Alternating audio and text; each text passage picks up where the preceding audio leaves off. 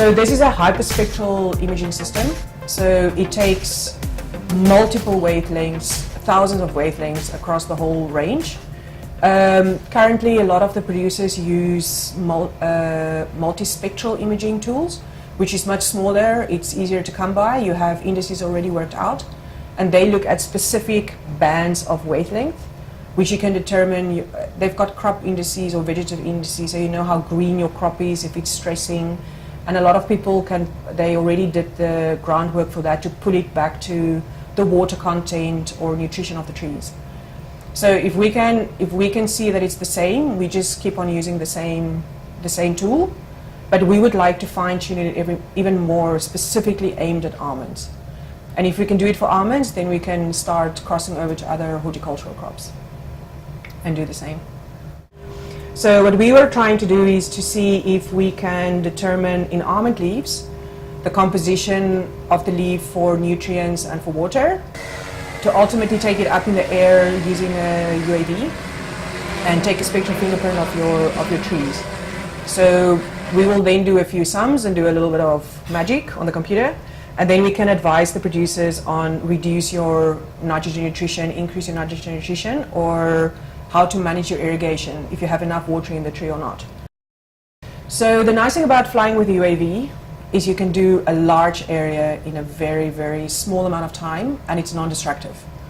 Whereas the old way of doing nutrient content of the leaves, etc., you have to physically go out, walk your orchard, collect leaves, and you need massive samples to be representative of your whole orchard, and obviously all the trees are heterogeneous, so it's not the same. So in order to get a proper sample, it takes time. You have to send the leaves away for analysis, so you only get it back in 2 weeks, and then you can make a decision about your nutrition or your water. So UIV is real-time, instant answer, and then you can make a decision on a big area at a time, or on different orchards, depending on what you want to look at, or even individual trees. To ground-proof the spectroradiometer data, you need a lot of analyses, and you need a lot of spectral fingerprints to be able to make a definitive answer that this fingerprint and this specific wavelength indicates this amount of nitrogen.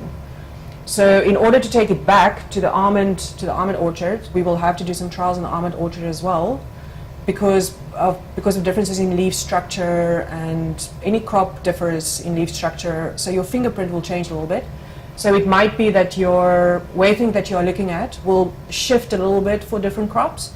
So we will do a generic fingerprint for tomatoes, and we have a lot of literature from before, which we know where we have to look at for which compounds or for water, which people have done before, so we can steal a little bit of information without starting from scratch, not reinventing the wheel. And then we'll take it back to the almond orchard and see if it correlates and if we can determine the right wavelengths. It might be that it's exactly the same, but we think that it will shift a little bit according to variety and according to crop. It will definitely. The tomato plant is for us to have plant material available, at a lot of plant material in a very short period of time, because obviously we cannot grow almond trees as fast as we would like to maturity. So we're doing some treatments on them to try and change the composition of the leaves, which is very easy. So in about 2 months you have plants that you can work with. Obviously the producer can't afford some of these equipment because it's quite expensive. Hyperspectral camera it's very technical equipment, and also the management of the data is quite difficult and it's quite tricky. So what we would like to do is, if we know exactly which wavelength to look at in almonds specifically or in a different crop, we will extend it later on.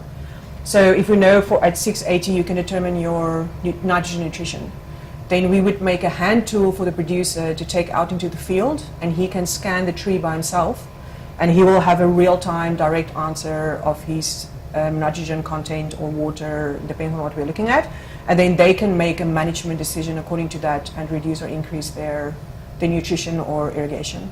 There will be a generic protocol, but obviously because soils differ, climate differs, the size of the trees differ, so certain areas will have different yields. So you will have to basically do your thresholds for you have to change it according to your circumstances and your orchard over time. There will be it's not, it's a plant. It's a biological system. They all differ. So, but it's, we will have a tool that will give you an indication of what is actually going on in your orchard. But if you want to do more fine-tuning, you will have to go a little bit deeper into your own circumstances and your own environment in the long run.